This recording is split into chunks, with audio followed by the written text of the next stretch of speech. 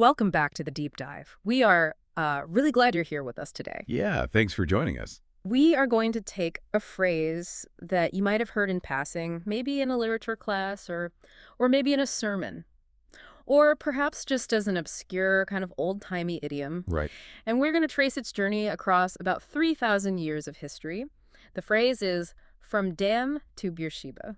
It sounds innocent enough, doesn't it? I mean, it sounds like a travel itinerary, Yeah, like saying from New York to LA or, from Paris to Berlin. exactly. It just sounds like a road trip plan. But what we're digging into today is how this specific phrase traveled from the pages of the Hebrew Bible directly onto the high-stakes negotiation tables of World War I. It really is a wild trajectory. It is. And we have a massive stack of historical records, biblical texts, and even diplomatic memos to get through to make sense of this. Because we are going to see how a theological concept, essentially a spiritual geography, morphed into a hard-edged geopolitical reality, one that actually defined the modern Middle East. So, our mission today is to understand how these 9 specific mentions in ancient scripture shaped modern borders. But before we get to the British politicians in smoke-filled rooms in 1919, we have to start with the source code. We do. We need to understand the physical geography. Right, because when an ancient writer wrote from Dan to Beersheba, what were they actually picturing? Well, to really grasp that, you have to picture the map of the ancient Levant. This wasn't just a poetic flourish. It was a literal definition of habitability. Okay. You have the city of Dan in the far north. Which is near the headwaters of the Jordan River, right? So it's lush, green, plenty of water. Exactly. It's the northern limit of the fertile land. It's right at the foot of Mount Hermon. And then on the flip side, you have Beersheba in the south. And that's totally different terrain. Completely. Beersheba is the edge of the desert. South of Beersheba, you're just in the Negev. It's arid, difficult terrain. It's where the sown land ends and the wilderness begins. So physically, this phrase defines the vertical limits of the sown land, the area where agriculture and settlement were actually viable for the tribes of Israel. So when the writers of the Bible used this phrase, it was a shorthand. They were basically saying the entire habitable zone. Yes. It means everyone included. But what's fascinating is how the meaning of that inclusion shifts depending on which book of the Bible you're actually reading. It changes over time. It does. It starts as a concept of people, not just a patch of dirt. Let's look at the first major mention then. This is in the book of Judges, chapter 20, verse 1. And the context here isn't exactly a happy family reunion. No, far from it. This is the aftermath of the Battle of Gibeah. It's a horrific crime that leads to a civil war against the tribe of Benjamin. Right. And the text says, "Then all Israel, from Dan to Beersheba and from the land of Gilead, came together as one and assembled before the Lord." Came together as one. Yeah. I mean, in a modern context, that sounds like a political rally or a celebration. But here it's actually pretty ominous. It is ominous. It signifies total national unity, but specifically mobilization for a judicial purpose. Like an army. Exactly. It's saying that this wasn't just some local dispute. The outrage was so severe that everyone, from the lush north to the desert south, dropped what they were doing to address it. So it established a national consciousness for the first time. Yes. They weren't just disparate, scattered tribes anymore. They were a collective entity capable of unified action. So the phrase effectively births the idea of a nation rather than just a collection of cousins. Precisely. It creates a container for the people. And we see that reinforced later in 1 Samuel 3.2. Oh, right. The story of the prophet Samuel. Yeah. The text says, all Israel from Dan to Beersheba recognized that Samuel was attested as a prophet. That feels like a shift from military unity to more of a spiritual consensus. That's a great way to put it. It's about legitimization. In a world without mass media, how do you know a leader is legitimate?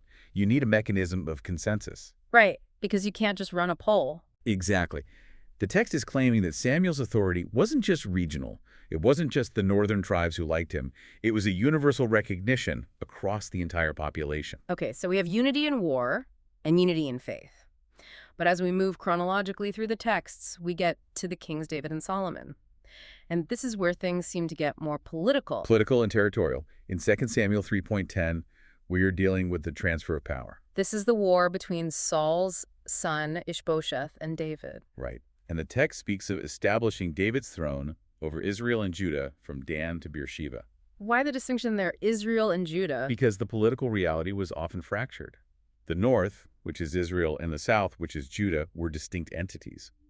By invoking Dan to Beersheba, the writer is making a firm legal claim. Claiming the whole board, essentially. Yeah, saying David isn't just a local warlord, he is the unifying monarch over the whole stretch.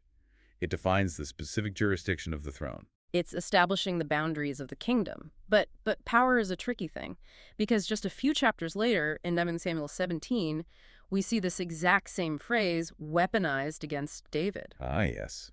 The ultimate family drama. The rebellion of his son, Absalom. Right. Absalom is trying to usurp the throne.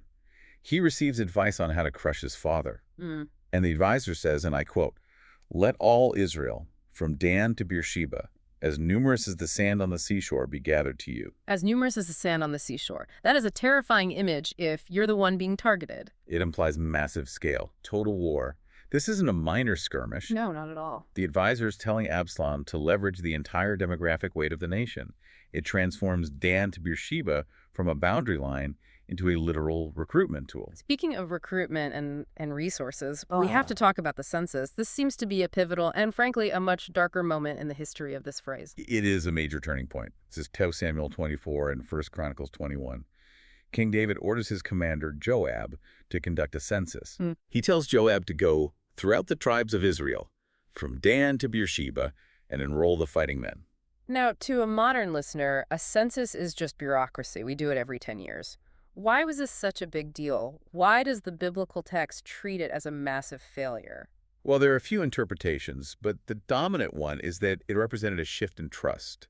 Instead of relying on divine providence, David was relying on military statistics. He wanted to know his strength in purely human terms. So he sends Joab on this massive tour. He does. And the text is very specific about the route. It confirms the geographical reality of Dan to Beersheba, not just as an idea, but as a physical path that the census takers actually walked. They went to the furthest outpost in the north and the furthest well in the south. Exactly. But the fallout was catastrophic. It was. The text describes a plague sent as a consequence, 2 Samuel 24.15, and the statistic given is chilling. It says 70,000 people died from Dan to Beersheba. That's a brutal inversion of the phrase. The exact same words that describe their unity in Judges and their military potential during the rebellion now describe the perimeter of their grief. Wow. It's like the boundaries of the nation became the boundaries of the suffering. That's spot on. The phrase becomes a container for tragedy. It spanned the entire nation. It's a somber reminder that in this ancient worldview, the land, the people, and the leadership were inextricably linked. If the king fails, the suffering extends to the very edges of the map. It's not all doom and gloom, though. We do have what you might call the Golden Age reference. We do. And this is probably the image most people want to hold on to when they think of this era. It comes during the reign of King Solomon in 1 Kings 4.25. Set the scene for us there. The wars are over, the borders are secure, the economy is booming, and the text says, during Solomon's lifetime, Judah and Israel, from Dan to Beersheba, lived in safety, everyone under their own vine and under their own fig tree. Under their own vine and under their own fig tree. That sounds like the ancient equivalent of the American dream. It really does. A house with a white picket fence and a 2-car garage. Yeah, it represents total domestic security and economic peace.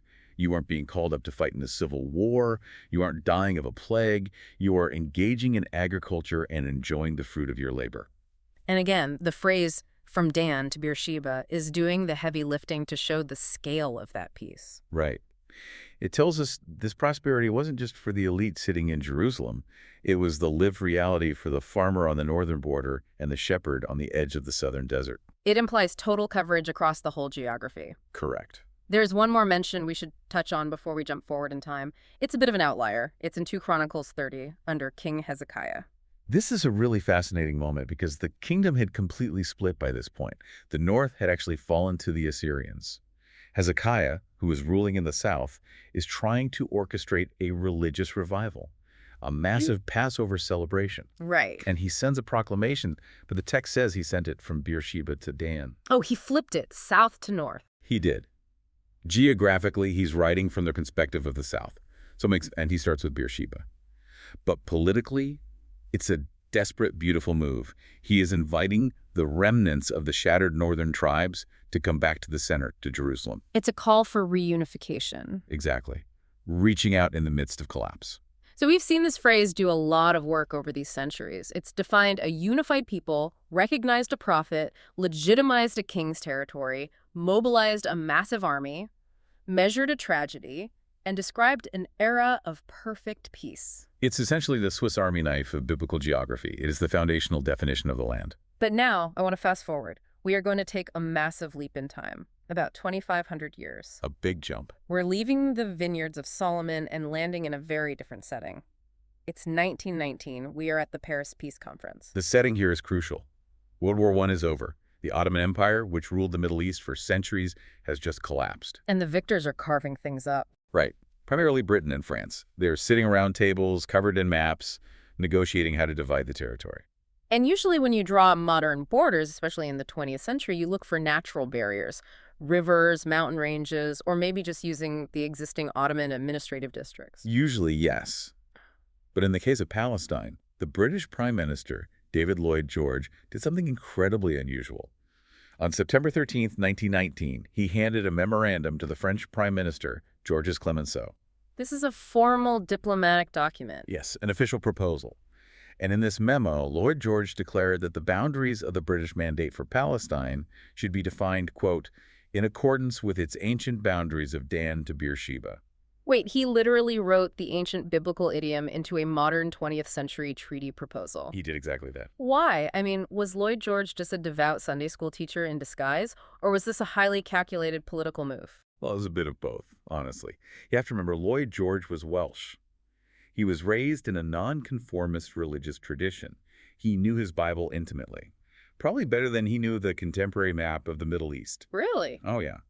He famously said that the names of biblical cities were more familiar to him than the names of the battlefields in France where his own soldiers were fighting. So for him, Dan to Beersheba wasn't just a phrase, it was the absolute definition of the land. Right. It was his mental map. But we can't ignore the politics. It was highly convenient. The British needed to define a territory for their Palestine mandate that was distinct from the French mandates in Syria and Lebanon just to the north. Ah, so they needed a justification. Exactly. They needed historical precedent to justify the footprint they wanted to control. The Bible provided a kind of ghost map they could conveniently overlay onto the modern world. But there's a practical problem here. Dan and Beersheba are cities. They are just points on a map. Borders are usually lines. How did the British and French translate two dots into a national border? That's where it gets messy. And that's where they needed scholarly help. They weren't just flipping through a Gideon Bible at the negotiation table. They were relying on a very specific, highly influential book. George Adam Smith's book. Yes, The Historical Geography of the Holy Land. I've read a bit about this. Smith's book was essentially the Lonely Planet Guide for the British Empire in the Middle East, wasn't it? It absolutely was the authoritative text. It was published in 1894, and it quickly became the handbook for every British officer, general, and diplomat operating in the region. Smith didn't just list historical places. He analyzed the military and economic logic of the biblical terrain. And I assume Smith had a map that went with all this text. He had a very specific map that was used directly at the peace conference. It was titled Palestine under David and Solomon, about 1015 to 930 BC. Let me guess. It visualized the territory effectively from Dan to Beersheba. You guessed it. So when Lloyd George is arguing with Clemenceau, he's not just vaguely quoting scripture. He's pointing to George Adam Smith's map and saying, look, this is the historical, legitimate shape of the entity we are trying to create. Exactly. The British argument was explicitly tied to that historical footprint. They used the biblical golden age of Solomon, that era of peace and safety we talked about earlier, as the literal template for a 20th century geopolitical state. This must have caused massive friction with the French, because Dan to Beersheba is still a vague concept. Where exactly is the line at Dan? Is it the city wall? Is it the river next to it? It caused huge friction. Yeah. The French, naturally, wanted the border pulled further south. Yeah. The British wanted it pushed further north to control the water sources. Litani River and the Jordan headwaters. Right. Because as George Adam Smith had argued in his book, you can't have a viable state without water. So the ancient need for water at Dan became a modern diplomatic argument for water rights. It did. And eventually they had to settle on a line. The modern northern border of Israel today is largely a result of those specific Anglo-French negotiations, which were just trying to approximate the biblical concept of Dan. And in the south? In the south, the line drawn from near Gaza across to Eilat was an attempt to encompass the entire Beersheba region and the Negev desert. It is just incredible to think about the chain of custody here. You have a phrase written by scribes in the Iron Age to describe tribal unity. Then it's used to recount a devastating plague. Then it's a poetic description of people sitting under fig trees. Yeah. And thousands of years later, it ends up in a diplomatic memo that determines where concrete border posts and fences are built in 1919. It really highlights the immense power of text. We tend to think of geography as purely physical, rock, dirt, rivers. But geography is also imagined. It's cultural. Right, it lives in our heads. Exactly. A single phrase can survive the collapse of ancient kingdoms, the rise of massive empires like Rome and the Ottomans, and centuries of relative silence, only to reemerge and draw lines in the sand that affect millions of people today. It makes you wonder what other ancient boundaries we are walking around inside of right now without even realizing it. That is the perfect takeaway for the listener to mull over. Yeah. We look at a world map and we see precise lines, and we just assume those lines were determined by modern logic or recent wars or economic zones, and in many cases they are. But not always. No. In cases like this, the politicians were merely tracing ghost lines. They were following the geometry of a story that was written 3 millennia earlier. We often think of modern borders as lines drawn by politicians on fresh maps, but here they were tracing lines drawn by ancient scribes. Ghost lines.